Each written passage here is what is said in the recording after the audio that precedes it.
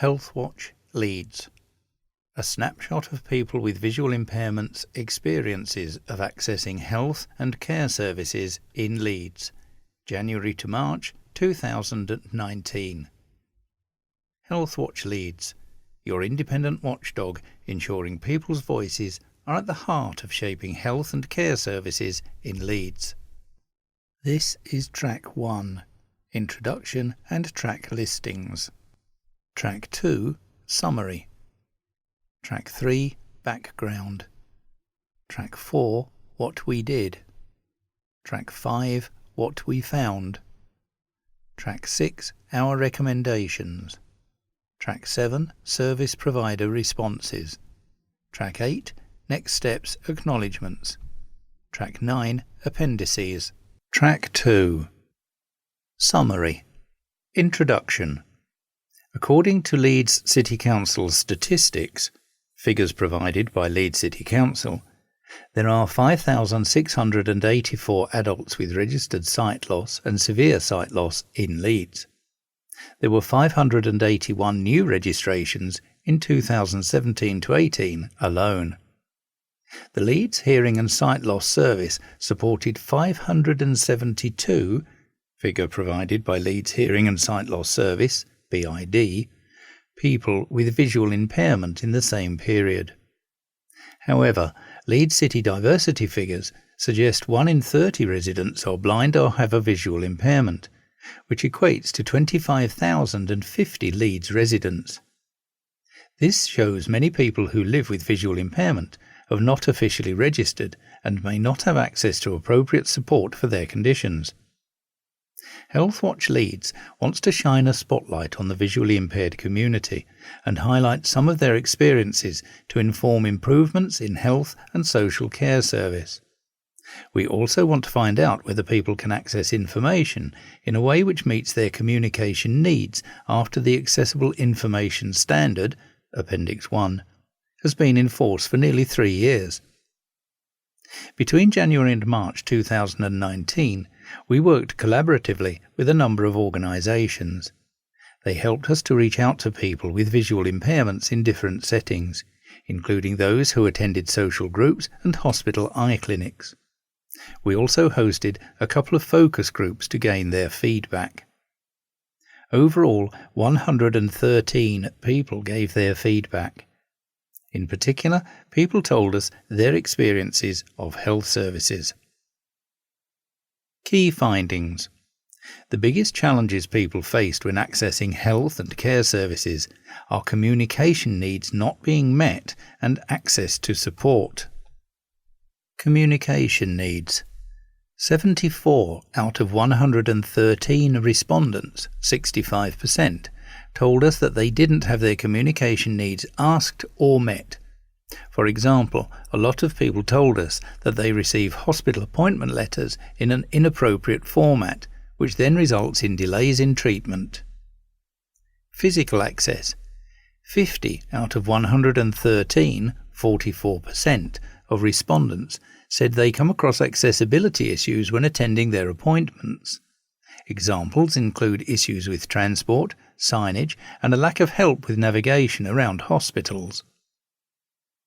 Access to support and information. Half of respondents reported receiving little or no help in accessing health and care services. Those who were unable to access support reported they were struggling alone or relying on family members to help. Many people rely on their doctors to provide them with support and information about their condition. The majority are happy with the advice given by their doctors. However, when people are not attending doctor or hospital appointments, there is a gap in information provision. People of different age groups access information about care and support in different ways. A strong message from people was that information should not be solely internet-based. Some respondents have no idea where to find information and reported feeling isolated and lonely. Provision of support. People reported long waiting times for appropriate social support after sight loss and a lack of home care or long-term support to be the major problems they face. However, most people who can access support are happy with the services provided. Improvement areas that people identified and our recommendations. 3/4 of respondents wanted to see improvements in health and care services. Based on our findings and respondents' suggestions, we have made recommendations which we feel will be useful for health and care organisations looking to make improvements and better meet the needs of people with visual impairments. Full details of our recommendations are later in this recording. Background. This piece of work is part of our community engagement programme called Your Healthwatch Leeds. This is an ongoing programme through which Healthwatch Leeds wants to highlight issues affecting particular groups' health and care experience in Leeds. We want to highlight good practice and identify barriers that visually impaired people face when they access care in Leeds. We were particularly interested in hearing about people's experiences following the introduction of the Accessible Information Standard in 2016. We hope that our findings and recommendations will help decision makers to take action to improve health and care services. As an add-on to the survey, we included a specific question about the proposal to open 5 urgent care centres in Leeds. Our aim here was to help the Urgent Care and Rapid Response Board to gather views from people with visual impairments. These comments are summarised in Appendix 2. What we did. We worked closely with a variety of organisations that support people with visual impairments to promote the engagement work. Between January and March 2019, we collected feedback in a number of ways, including online surveys, outreach sessions and focus groups. At each of these, we asked people to answer a number of questions, which can be found in Appendix 3, along with the full methodology. Overall, 113 people, including those at the focus groups, fed back their experiences of accessing health and social care services. The majority had a visual impairment, and a few were family members or friends. Not everyone answered all questions. The statistics were therefore calculated based on the number of answers received for each question. A breakdown of respondents' demographic profile is outlined in Appendix 4. Track 5. What we found. 1. What are the biggest challenges people faced when accessing health and care services? 1. Communication needs. We found that a significant barrier for people with visual impairments when accessing services was that they were often not asked about their communication needs by health professionals. Out of 113 respondents, 65%, said they had never been asked about their communication needs and or had been affected by their communication needs not being met. People told us that not having their communication needs met made it harder for them to engage with services. This issue particularly affected older people aged 65 to 80 plus. Almost 3/4, 40 or 55, of the people in this age group say they had difficulties accessing hospital and other health appointments when their communication needs were not met and supported. Appointment letters. A lot of concerns were raised about the accessibility of appointment letters from health services. Half of respondents, 50%, said that they experienced some kind of difficulty reading letters due to the standard font size not being big enough. People also experienced issues with colour, contrast and faintness of font. Most of the respondents told us they had to use aids such as magnifiers or special glasses to read a standard font, size 12. 13 respondents, 12%, said they had to rely on family or external support to read their letters. This could lead to delays in treatment if appointments are missed. Some people told us that even after they requested appointment information in an accessible format, they did not get it. For example, one person was registered visually impaired in 2012 and, quote, consistently asked for bigger font sizes, but I've never been provided it. On the contrary, some people showed us that they receive a large print letter for their eye clinic appointment automatically and a text reminder. This could be helpful to some. However, people with visual impairments may require different formats. Only 2 people said their GPs actively asked if they would like their correspondence in a bigger font size. 2. Physical access. 50 out of 113, 44%, respondents said they had encountered accessibility issues when attending their appointments, i.e., issues around transport, signage, and a lack of help with navigation around hospitals. Transport and parking. Transport is an ongoing challenge for some visually impaired people. 37 people indicated a range of difficulties relating to getting to their appointments. These included hospitals being allocated too far from home, access to public transport, taxis and parking issues.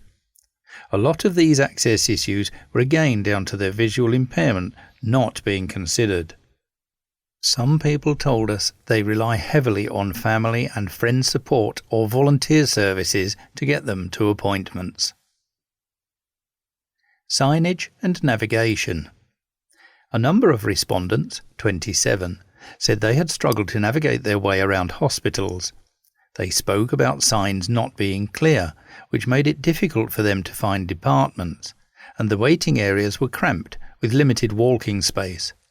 They often have to rely on support from staff or family members to guide them to the right place for their appointments. The waiting areas. Some visually impaired people struggled with the digital displays used in some GP or hospital waiting areas to notify them about their appointments. Notably, people who had both visual and hearing impairments found it particularly difficult in busy waiting areas. 3. Attitude of staff. In general, we received very positive feedback about health and care staff. However, a small number of people raised concerns about staff attitude during their appointments and also their lack of awareness of visual impairment needs. 2. How happy are people with the support they receive when accessing health and care services? The information shows how the respondents felt about the support they receive when accessing health and care services. 50% inadequate or no support. 26% excellent support. 17% adequate support. 7% it depends.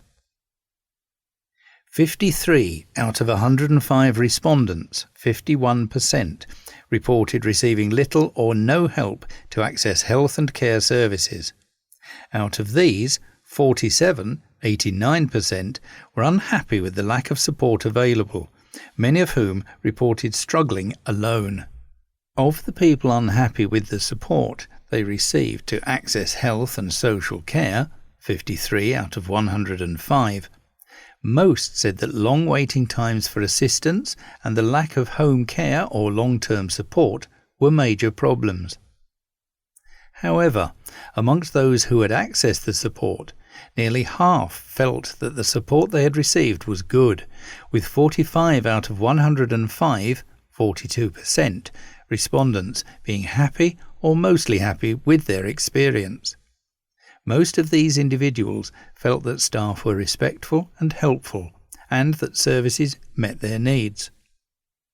Several people said they were not aware of Leeds' hearing and sight loss service for visual impairment. In both focus groups, people spoke about the difficulties of accessing the support service based in the city centre. Their reasons for this included the lack of parking facilities, the danger of falling on open staircases, and hard-to-reach outdoor toileting space for guide dogs. 3. Where do people find information about care? People told us they accessed information about care in a variety of different ways.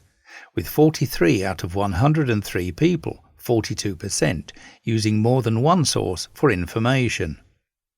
Almost half, 48 of 103, 47%, of the respondents said they relied on their GP or other doctors for information. The majority of these, 73%, reported being happy with the information provided. However, people told us while some doctors provided good information, offered phone consultations and information on support, others did little, resulting in people having to find their information independently. The majority of respondents aged under 65 used the internet as at least one source of information. However, not everyone had access to the internet or was computer literate. For example, 11 out of the 13 people, 84%, who use social care groups to access information were aged over 65.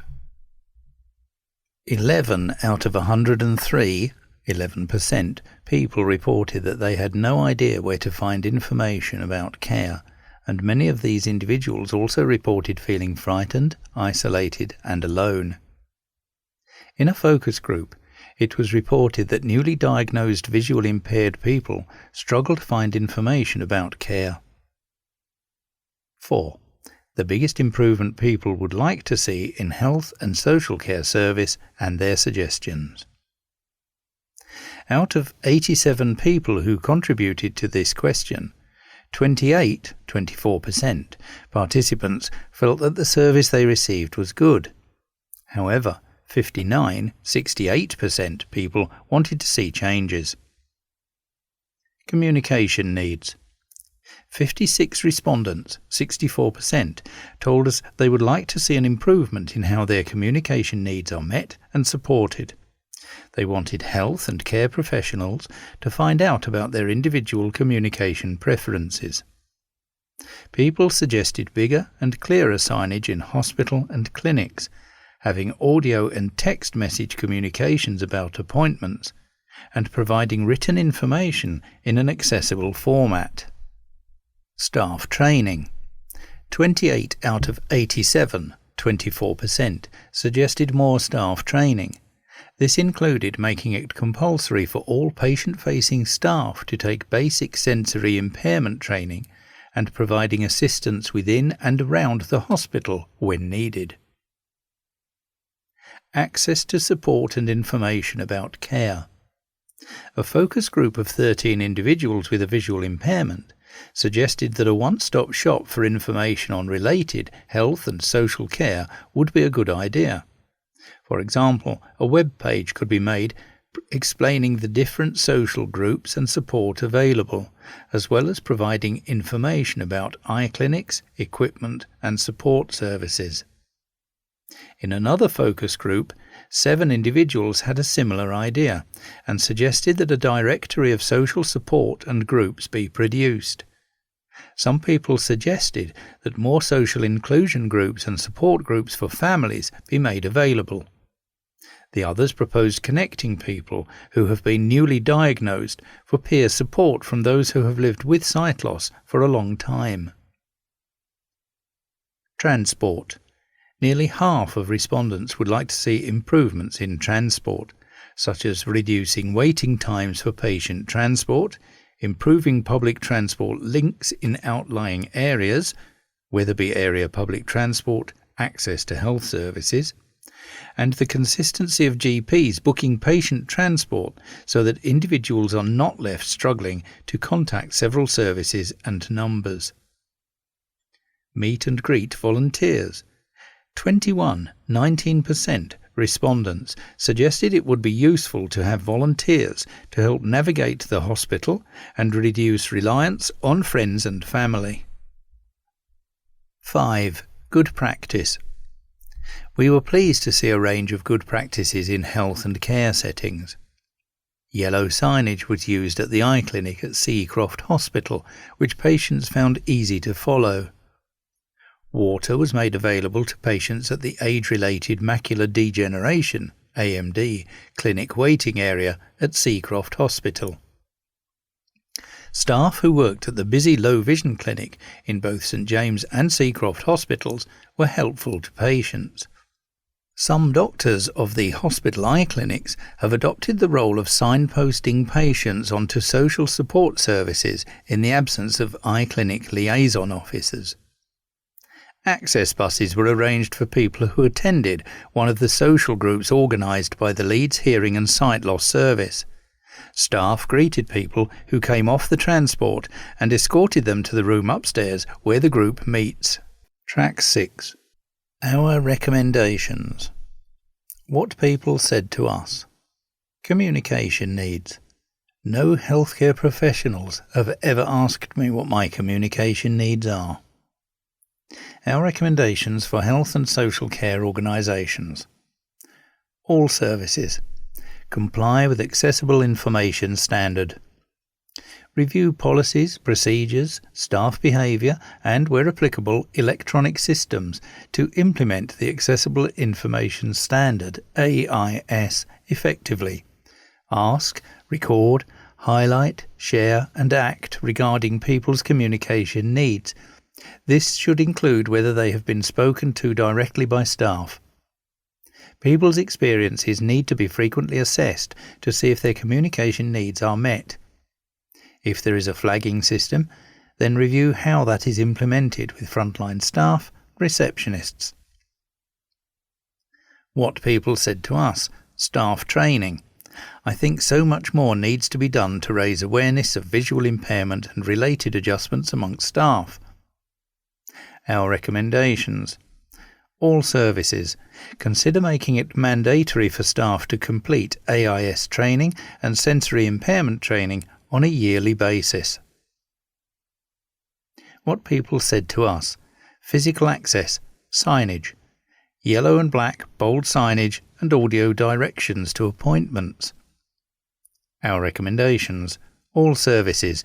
Make signage to and around health and care buildings larger, bolder and clearer to help people with visual impairments find their way round. What people said to us. Physical access, navigation. I need assistance getting to appointments. I need assistance throughout the whole process. Our recommendations. Leeds Teaching Hospital Trust and Leeds Adults and Health. Consider different ways of supporting people when attending appointments, for example buddies or meet and greet volunteers to assist people to navigate the hospital. What people said to us. Physical access, transport. Transport has been frequently mentioned as a barrier for accessing services.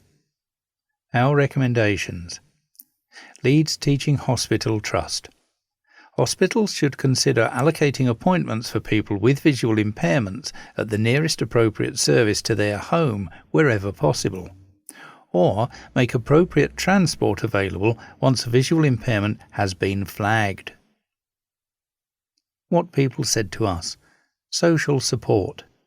Newly diagnosed people are not offered information about support groups or their condition, leaving them forced to seek help themselves. Our recommendations. Leeds Adults and Health. Reduce waiting times for support for people with lost sight, particularly those who are newly diagnosed. What people said to us. Information provision. People need to be made more aware of the available help. Our recommendations. Primary care and Leeds Adults and Health promote the support available to people in accessible formats. Leeds Adults and Health consider ways to provide a guide both online and offline with regular updates where people with visual impairment can find information on health, care and support in one place. Track 7. Service Provider Responses. NHS Leeds Clinical Commissioning Group, CCG.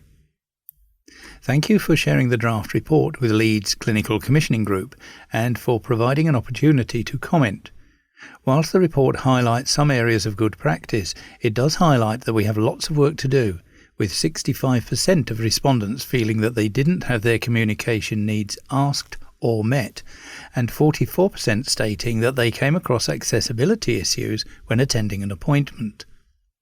Following the introduction of the Accessible Information Standard, information and posters were circulated to all GP practices within Leeds, and the CCG Equality and Diversity Manager attended practice managers' meetings to discuss and promote the requirements of the standard to support implementation. NHS Leeds CCG established an Accessible Information Standard Working Group in 2015 to support implementation of the standard and to provide advice and guidance. The group continues to meet on a bi-monthly basis to ensure there is a consistent approach to seeking assurance that our providers are adhering to the standard.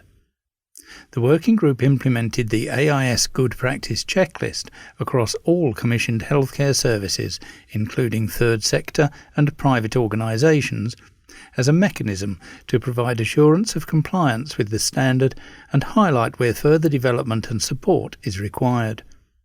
Further rollout and support to GP primary care providers has been planned for 2019-20. The CCG has also agreed to review the working group remit to include providers and Healthwatch to ensure there is a citywide approach to meeting the AIS requirements and to also consider reasonable adjustments for patients, families and carers. The CCG ensures that providers are assessed on their accessibility standards as part of the NHS procurement process, and it is also included within the NHS standard contract. The CCG continues to monitor our service providers' compliance through annual Equality Performance Report, as well as regular on-site quality visits. The CCG is looking forward to working with Healthwatch and providers to ensure that patients within Leeds are able to access all services and improve their overall experience. Our most recent engagement exercise centred on our proposals to develop urgent treatment centres in the city. Prior to this engagement, we were aware of issues still being experienced by people such as those with sensory impairments. Therefore, we made a conscious decision to hold our first formal event at the Leeds Society for Deaf and Blind so that we could capture the views of people on the day. In addition, we recorded the session, subtitled and featuring a British Sign Language interpreter, and shared this through our networks so that we could encourage feedback from others who could not attend the event. We're very mindful of the feedback we've received and will use this when developing the proposed urgent treatment centres. We very much welcome citizen involvement and would invite anyone with a sensory impairment to come to one of our planning meetings. If anyone is interested, please get in touch with us, leedsccg.coms@nhs.net, or call us on 0113 84 3547. Joanna Howard, Head of Clinical Governance, Leeds Clinical Commissioning Group. Leeds Community Healthcare Trust, LCH. It is useful to hear from the group of people that you have engaged with. It will hopefully make such a difference in how us as healthcare providers support those with a visual impairment, and that a lot of the improvements that need to be made are ones that can be made very simply if we all commit to doing so. It's always great to hear positive feedback about staff who work so hard, and the recommendations make it really clear how we need to take this work forward. Heather Thrippleton, Patient Experience and Engagement Lead, LCH. Leeds Teaching Hospitals Trust, LTHT. We are very pleased to receive the Healthwatch Leeds Visual Impairment Report, which we will use as an opportunity to reflect upon the care we currently provide to patients and to consider where we could make improvements. Christina Krzyzlowska, Head of Patient Experience, LTHT. Leeds City Council, LCC. Accessible Information Group Response.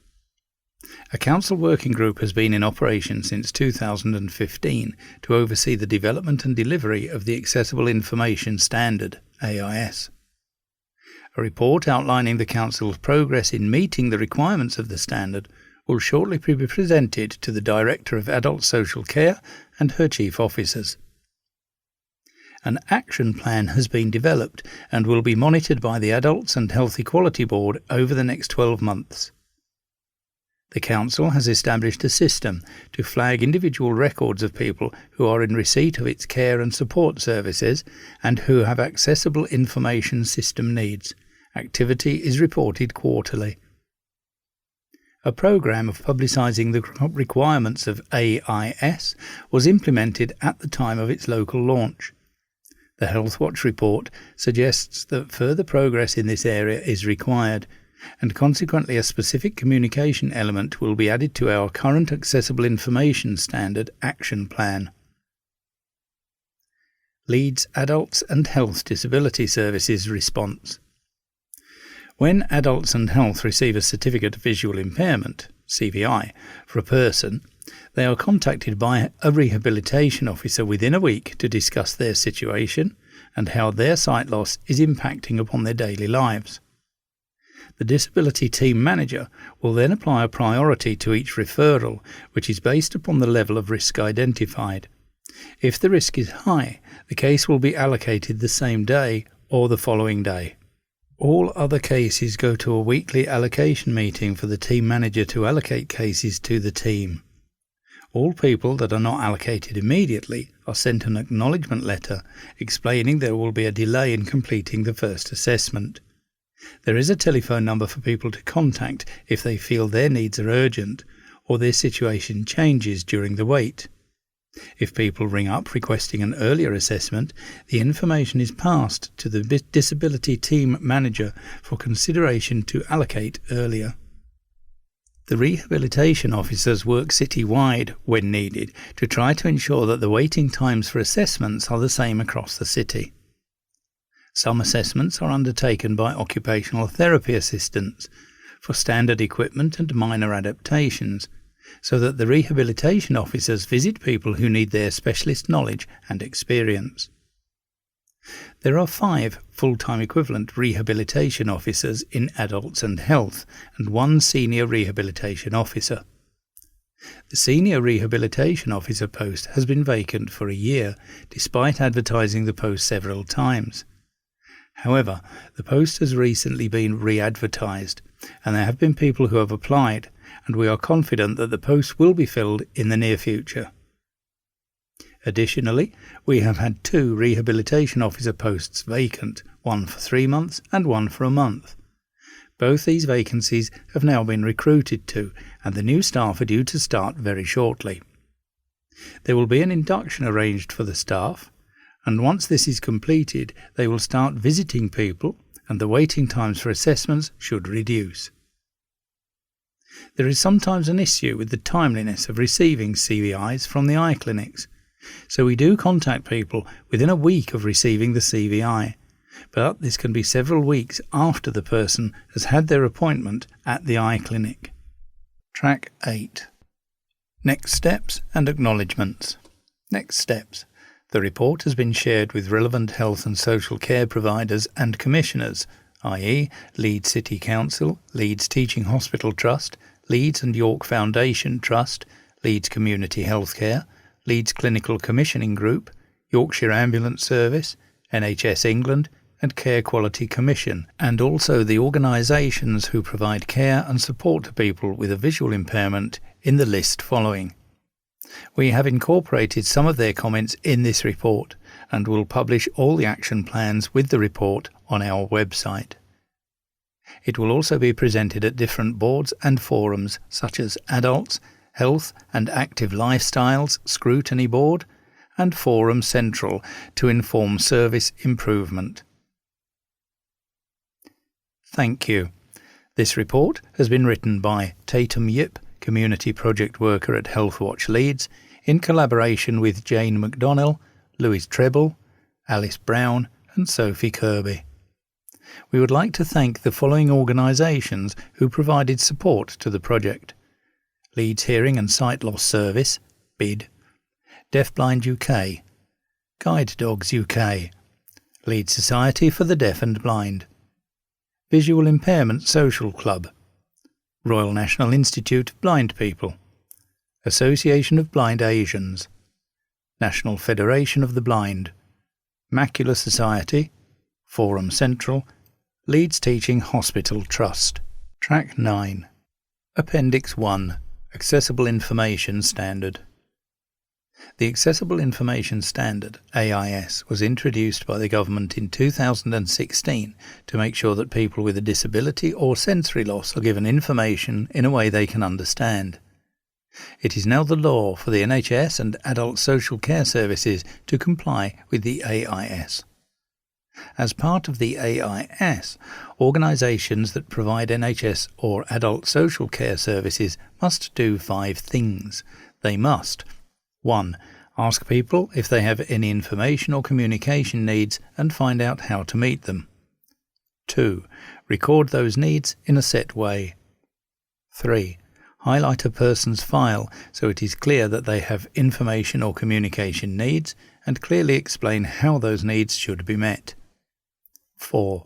Share information about a person's needs with other NHS and adult social care providers when they have consent or permission to do so. 5. Make sure that people get information in an accessible way and communication support if they need it. Appendix 2. The proposals for 5 urgent treatment centres in Leeds. What are the views of people with visual impairment? Why we did this? Healthwatch Leeds has been a member of the Unplanned Care and Rapid Response Programme Board and Unplanned Care and Rapid Response Steering Group in Leeds since they were launched. Urgent care is care that someone feels is needed on the same day, but their illness or injury is not life-threatening. The board wants to hear people's thoughts and views on their proposals to establish 5 urgent treatment centres in Leeds. Healthwatch Leeds took the initiative to add a question about the proposal as part of the survey we carried out with people with sight loss. We hope the findings from their responses inform the decision-making for the opening these centres and that the needs and views from people with visual impairments will be taken into account. What we did. We asked individuals from different backgrounds with a range of visual impairments, for example, age-related macular degeneration, about the proposal for 5 urgent treatment centres in Leeds. We also discussed this topic at 2 focus groups. Out of 113 people we spoke with, including those in the focus group settings, 72 people offered their thoughts and opinions on the proposal. Some spoke of experiences they'd had of the urgent treatment centre. Others have made other suggestions that the Commissioner and provider need to consider and address. What we found. Themes that arose from comments about the urgent treatment centres. 1. The vast majority of respondents said, the centre needs to be an accessible service and on regular bus services and routes. They prefer there to be no stairs when accessing the service. A ground floor venue would be good for visually impaired people. They preferred a local venue, since travelling by taxi or bus can be expensive and is inaccessible for some. A local venue is particularly important for those who have mobility issues as well as visual impairments. 2. 29 out of 72 people, 40%, made specific comments about wanting bold signage in an accessible waiting area. Using clear and bolder signage, guiding patients to rooms from waiting areas, highly visible markings on floors and walls to reassure sight-impaired patients, and lessen the stress of finding where to go. 3. 8 out of 72 people, 11%, asked for 24-hour service. Open urgent care centres over 24 hours to deal with vulnerable patients, as alternatives to A&E would ensure a person's needs are met. 4. 8 out of 72 people, 11%, requested volunteer assistance. To ensure they're going to be sat in the right area when coming to an urgent treatment centre, as there can be multiple waiting areas and lines to follow that many are unable to navigate alone. People suggested that having a trained volunteer to meet and take to the department may enhance people's experience of attending the centre. The patient's first impression would be of a friendly service. 5. Some people said they would consider using the pharmacy before an urgent care centre. They want to get actively involved in making the centre fully accessible. Information about the proposal needs to be communicated widely to the public. 8. Positive experience of using urgent treatment centres. Some people already use urgent care centres and feel positive about their experience. One mentioned that one in Otley worked well, but patients need educating. However, the limitation of the centre was its accessibility. 7. Negative experiences. People we surveyed also spoke about their negative experiences. One woman fell, and the urgent care centre could not deal with her injury and had to transfer her to A&E. If people know what urgent care centres specialise in, this would help ensure patients' needs are cared for in a suitable environment and decrease waiting times for others. Suggestions from patients. The following suggestions are based on our visually impaired participants' responses to the urgent care centre proposal. A single-floor venue with bold signage for directions to different services. Locating urgent care centres on popular bus routes is very important for people with visual impairments. Patients' needs around accessibility should be shared with the urgent treatment centre. Some people wanted a 24-hour service from the centres. Some want assistance from volunteers once they have arrived at the urgent treatment centre. The centres should offer facilities so that eye conditions can be monitored locally and patients don't need to go to the GP surgery or A&E unnecessarily. One person said the ability to call into the urgent treatment centre to check in intraocular pressure would be good, as it can reduce admission to eye casualty. Recommendations from Healthwatch Leeds. Ensure information about the urgent treatment centres, i.e. location and purpose of the centre, is communicated widely to the public in accessible formats. Consider working with a group of visually impaired individuals when designing the centre's layout to ensure they are fully accessible. Consider recruiting volunteers to act as greeters at the urgent treatment centre reception area to meet all patients and especially those with sensory loss. This part of the report was shared with Brainbox, who was responsible for writing up the Urgent Care Centre's engagement report for the Urgent Care and Rapid Response Board. Appendix 3. Full Methodology.